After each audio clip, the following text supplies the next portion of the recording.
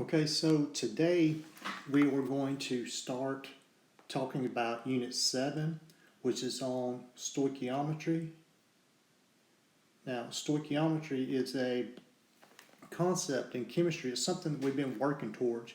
Everything in chemistry kind of builds on the previous topics. So you have to understand what we've done just about all year to be able to do these stoichiometry problems. You have to understand about chemical reactions, how to balance reactions, how compounds, formulas are written and named, and also how to convert moles to grams, grams to moles, how to find the molar mass. We're going to be combining all of that into one type of problem. So this is pretty much the most important thing in introductory chemistry for you to be able to do. Now, stoichiometry, what does that mean?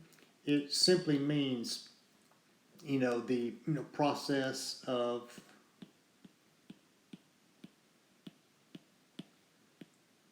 measuring elements. Now, I would like for you to get out your notebooks and write some of this down as I go along, looking at some of this stuff and working out some simple problems. So it's the process of measuring elements. Now, where is it important? Well, it's used in industry. Remember a simple chemical equation, like if we had for salt, that tells us that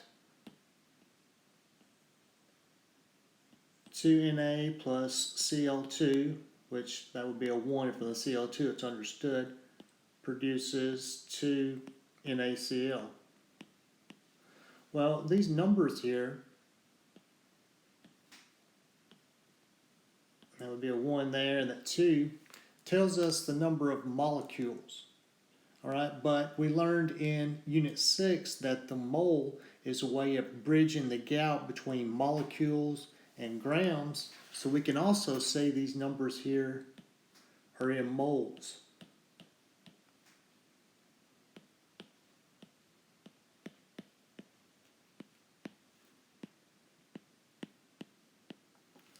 So with that, we can figure out, if I start with a certain number of moles of sodium, how many moles of sodium chloride could I get from that? And that's very important, because if we were a chemical engineer and we worked in industry, and our job was to work out reactions and figure out the amount of our starting material we needed to produce a certain amount of sodium chloride every day, if we weren't very good at stoichiometry and figuring these problems out, we probably wouldn't keep a job for very long. So this is the act of figuring out how much product can be formed from a certain amount of your reactants, or figuring out how much reactants you need to get a certain amount of your product. So let's look at an everyday example before we get into the chemical reactions. If we look at, if we were going to make a grilled cheese sandwich, what would we need to make that? Well, you need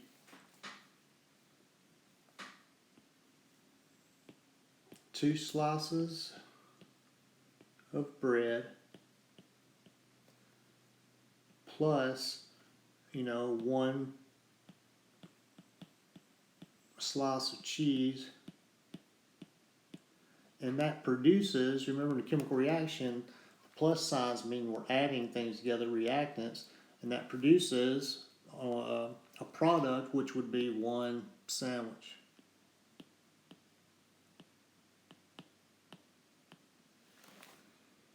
All right, so that is the way of writing out a reaction to make 1 grilled cheese sandwich. But we can, simplify this a little bit. Let's say for bread, we're going to use a B. For cheese, we'll use a C. And then for a sandwich, we would use, since there's 2 pieces of bread, it'd be B2C, 1 piece of cheese.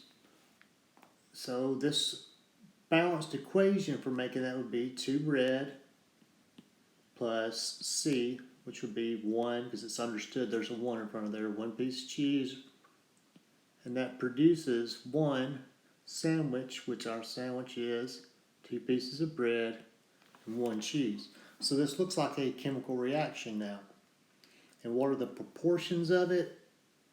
Well, it's 2, 1, and 1. You get 1. That's the ratios. Because if you remember, these numbers here, it's 2, and this 1 right here, and this 1, they are ratios. This is the simplest way to make one sandwich. All right? Well, maybe I don't always want one sandwich.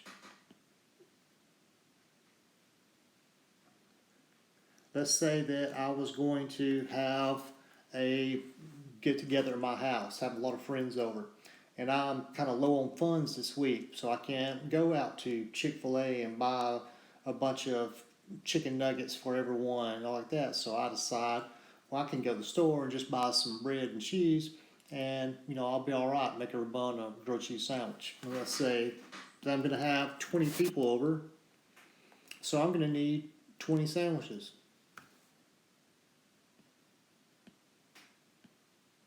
So before I go to the store, I don't want to buy like an excess of everything. I want to buy just the right amount of bread that I would need and cheese that I would need. So I want to figure out if I need 20 sandwiches, how much bread, how much cheese do I need? Okay, so that would be like, and some of these problems are easy. If you figured out, well, if I need 20 of these sandwiches right here, and it makes 2 pieces of bread to make a sandwich, well then of course I would need 40 pieces of bread, and since this is a 1 piece of cheese for every sandwich, I would need 20 of these. It's pretty simple to figure that out just based on our what makes one sandwich. But we want to be able to do this and work out and show our work for this. Alright, so if I'm saying that I need 20 sandwiches, which sandwiches are 2 pieces of bread and a piece of cheese, I can multiply this out and work out how much bread I would need and how much cheese I would need. So first, if I'm going to figure out how much bread that I need, I use my bounce equation. I use these numbers here. This is 2. This is 1. It's a ratio. So pretty much 2 pieces of bread equals 1 sandwich. I'm going to use this. This is what we called, a ratio.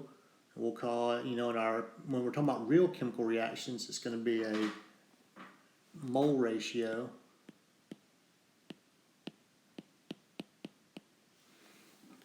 Is what it's called. So we're going to use to convert. And we're trying to figure out if we need 20 sandwiches, how much bread do we need first? Well, I'm going to put one of these on top and one of these on bottom. Either that on top or that on top and the other one on bottom. Whatever I'm trying to cancel out needs to go on bottom. Whatever I'm looking for goes on top. Well, I'm trying to figure out how much bread that I need. So I would need to put the 2 pieces of bread on top. And I would need to make 2 pieces of bread equals 1 sandwich. And if you notice, this cancels out, this unit does. And that's what I need for it to do. That way I know I'm doing my numbers right. If I would have put the 2 pieces of bread on bottom and the 1 piece of, one sandwich on top, the 1 B2C, my units would have been messed up because they wouldn't have canceled out. You have to have 1 on top, 1 on bottom to cancel out. And then I do the math. I can always put this first one over 1 to avoid any confusion. I'm multiplying what's on top and then multiplying what's on bottom and then dividing to get my answer. So that would be 20 times 2 equals 40. 1 times 1 equals 1. And 40 divided by 1 equals 40. And then my units would be bread. So I would need 40 pieces of bread. Now, that's one way I can do it. There is another way that I can do it also, and that's why I'm going to give you choices when I show you how to work these problems, and for you to pick the way that is easiest for you. So instead of doing it using a mole ratio,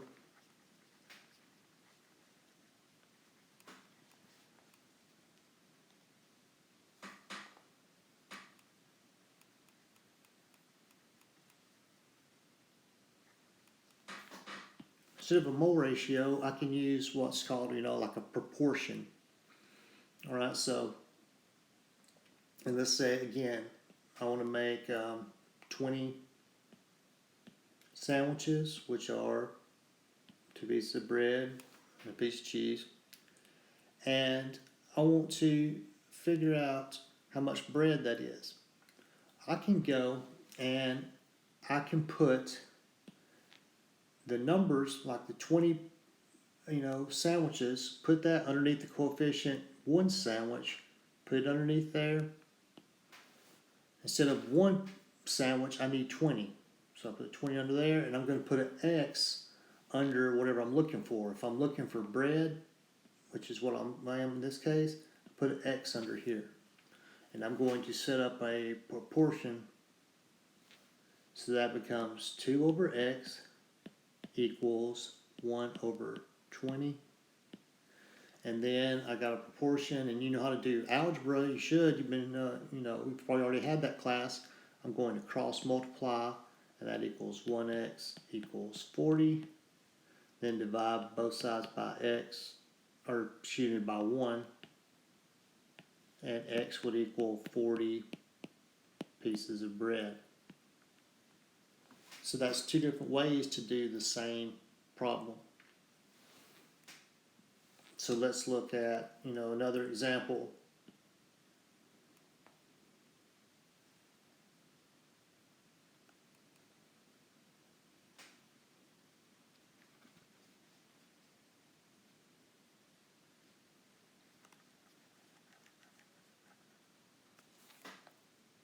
So let's say that it's the same thing that I want to, I need 20 sandwiches, and I want to figure out how much cheese it is. And so I need 20 sandwiches. How much cheese am I going to need? Well, I know from my balanced equation that for every 1 sandwich, I need 1 piece of cheese, because that would be a 1 right there. That's my mole ratio, my conversion factor. So I'm going to set it up like this, 20, I need 20, that's what I'm starting with, put that over 1. Then I'm going to use my conversion factor here. One of these is going to go on top, one's going to go on bottom. Either the 1 B2C is going to be on top, or the 1 cheese is going to go on top. Whatever I'm looking for goes on top. I'm looking for amount of cheese that I need, so I'll put the 1 piece of cheese on top. I'll put the 1 sandwich on bottom. That way those units cancel, and then I can do the math. I multiply what's on top. 20 times 1 is 20. Multiply what's on bottom. 1 times 1 is 1. That equals 20. My units would be what's left over, which is cheese. So I need 20 slices of cheese if I'm going to make 20 sandwiches. Now I could have did that the other way, using a proportion with my balanced equation.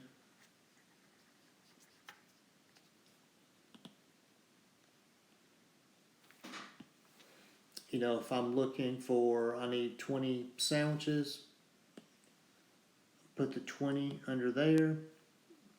And I'm looking for cheese, I'll put my X under there. I'll make a proportion out of it. 1 over X equals 1 over 20. And then cross multiply. 1x equals 20. Divide both sides by 1. X would equal 20. And that would be slices of cheese. So that's 2 different ways to work the same problem.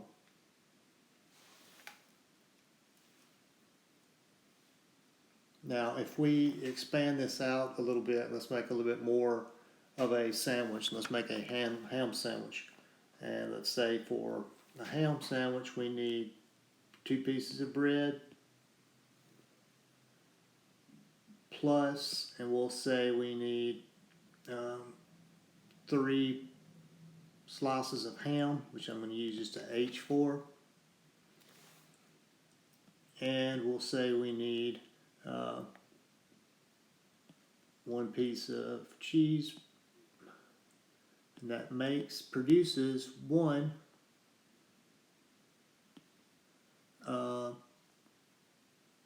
ham sandwich. So that would be B2H3C. So it looks like a chemical equation when we write it like that. And let's say that now I'm going to start with my reactants, which are on the left side of the arrow, and figure out how much how many sandwiches I can make from that. Let's say that I have 60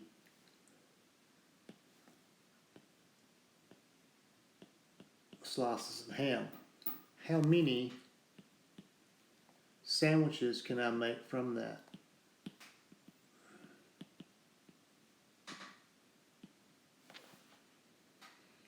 So the way I'm going to work that is from my balanced equation. What would be my conversion factor? Well, between ham and sandwiches, it takes 3 hams to make 1 sandwich.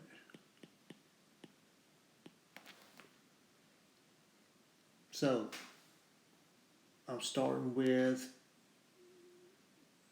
60 hams. I'm going to multiply it by my conversion factor, so I put 60H over 1. I'm going to use this, my conversion factor, which I'm multiplying by. If I'm looking for sandwiches, so I need to put the 1 sandwich on top. I need to put the 1 B2H3C on top, and the 3 hams on the bottom. That way my hams cancel. One's on top, one's on bottom. Then what's left doing is just the math. 60 times 1 is 60. 1 times 3 is 3. 60 divided by 3 is 20. And my units would be sandwiches, so it would be B2H3C.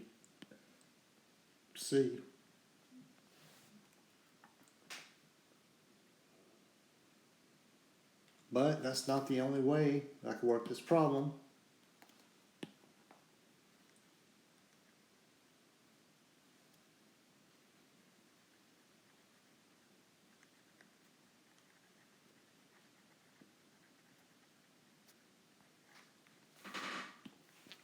And, if I got 60 ham, I could put that underneath the coefficient for hams. So I have 3 hams in my as the coefficient in my balanced equation. Put the 60 under that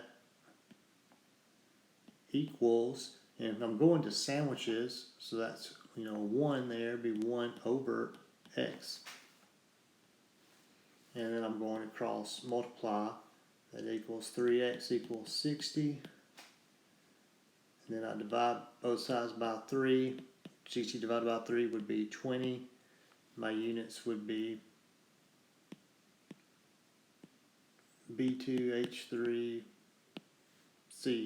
I can make 20 sandwiches from 60 pieces of ham.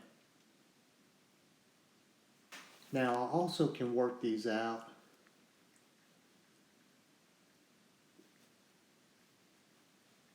with, it doesn't always have to be if I have this amount of reactant, how much product do I get, or I have this much product, how much reactants do I need? It could be 2 reactants together. Let's say that I have I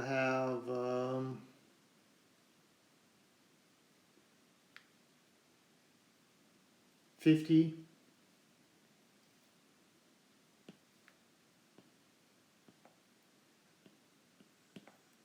pieces of ham, and I want to know how much bread do I need to where I want to use up all of my ham to make the sandwiches.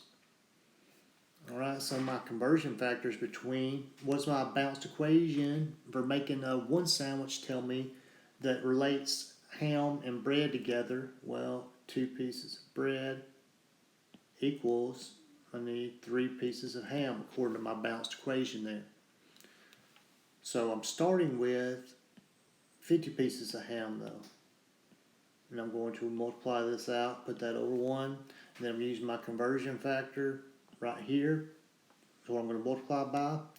I'm looking for bread, so I'm going to put the 2 pieces of bread on top and the 3 pieces of ham on bottom, because I want my ham to cancel out those units. That way my units will be in bread, which is what I need. That way I know that I put the right number on top. If I would do it the other way around, the 3 hams would have been on top and 2 pieces of bread on bottom. That would have gave me the wrong math, would give me the wrong answer, and plus my units would have been ham squared over bread, which don't make any sense. So in this case it does. 50 times 2 is 100. 1 times 3 is 3. 100 divided by 3 would be, what, 33 repeating. So if I have ham, how much bread would I need to use up all that ham? Well, I would need, I guess, to round that up to 34 in this case, but that would be pretty much my answer about how many slices of bread I would need. Now, to do this the other way, and I like to show you multiple ways to work problems where you can figure out the easiest way for you.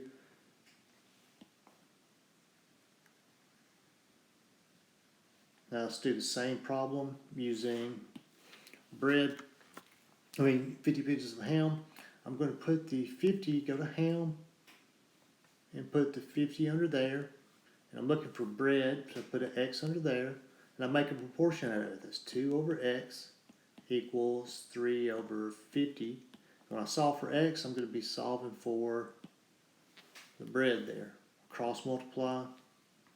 That equals 3 times X equals 2 times 50, which is 100. Divide both sides by 3. And X would be 33.3 repeating.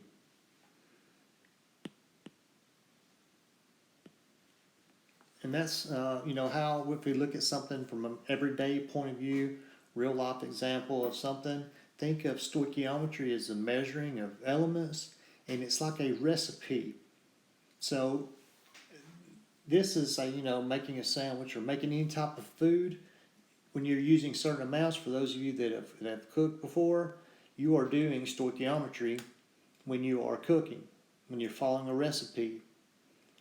Now, you just now got to think in terms, though, of a chemical equation of making a compound, and you want to make a certain amount of it using these numbers just like they are a recipe. So if we look at an actual, and if we go back to, say, our salt example, our salt, the chemical reaction is Na plus Cl2 produces NaCl. So that's sodium plus chlorine gas, which is diatomic. It exists as nature as 2 atoms. Remember, the halogens exist as diatomic molecules. That's why we write them as like Cl2, because chlorine is a halogen. It's in group 7A. And that produces NaCl, which is sodium chloride. All right, now, first step and always in these problems is we got to have a balanced equation. And if we remember to balance these reactions, I have sodium on this side, I have chlorine, I have sodium, chlorine on this side. So I have 1 sodium, I have 2 chlorines on the left. I have 1 sodium, 1 chlorine on the right. I need to balance these because according to the law of conservation of mass, you have to have the same number of atoms on the left side of the reaction, the same number of atoms on the right side, because atoms are not created or destroyed in a chemical reaction, or mass is not. So I need to put coefficients in here to balance them. You're going to have to go back, and that's why we learned how to do this, because you can be doing this sum in this unit if I don't give you the balanced equation. So I would need 2 chlorines on the right. I have to put a 2 here. I can only add in a coefficient, so that makes me have 2 chlorines, but it also changes my sodiums, because remember, this is 1 and this is 1. 2 times 1, 2 sodiums, 2 times 1, 2 chlorines. I cannot change my subscripts. I can only put a coefficient in front of the whole thing there. And then I need to go back and change my sodiums here, put a 2 here, Got 2 sodiums, now I balance this reaction. So always got to have a balanced reaction. So we'll be reviewing over that.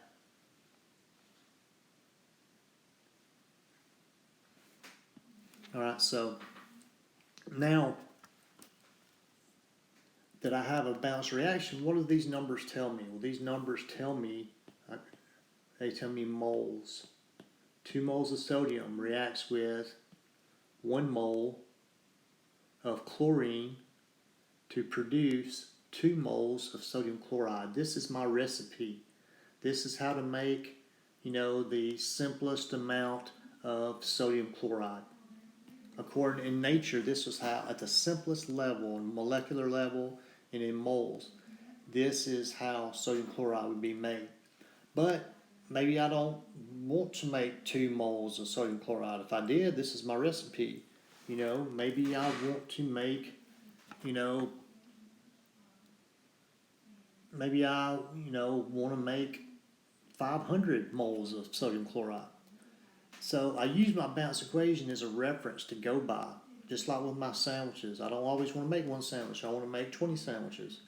So if I'm in an industry and say my job is to make salt, I'm a chemical engineer, I'm over the reactions doing this, and I want to make it where I'm not wasting any of my reactants, because if I waste stuff, then I'm costing the company money, and my job's going to be in jeopardy. So I need to do these reactions as efficient as possible. I want to predict the exact amount of the reactants that I need to produce a certain amount of product, or how much product I can produce from a certain amount of reactants.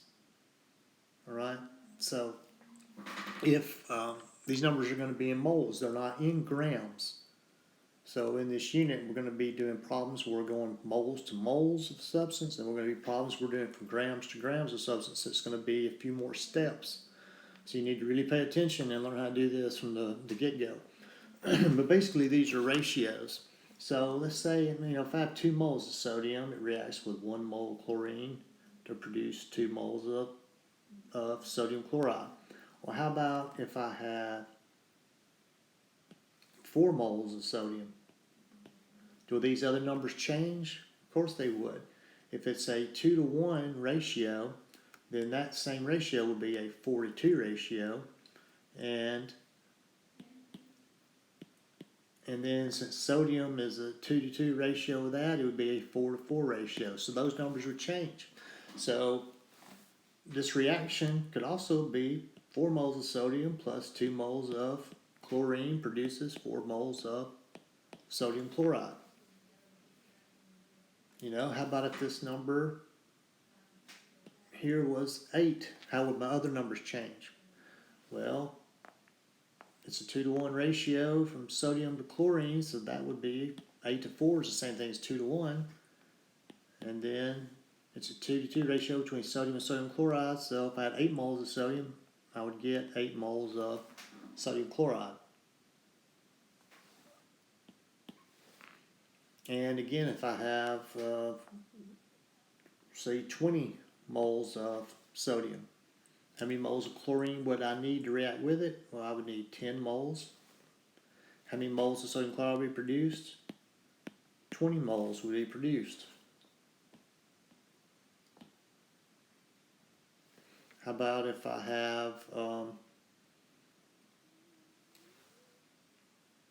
500 moles of sodium?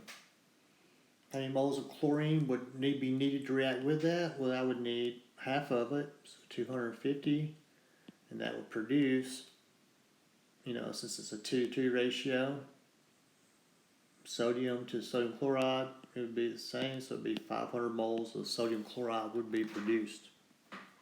So you kind of get the idea of, that's the introductory to stoichiometry.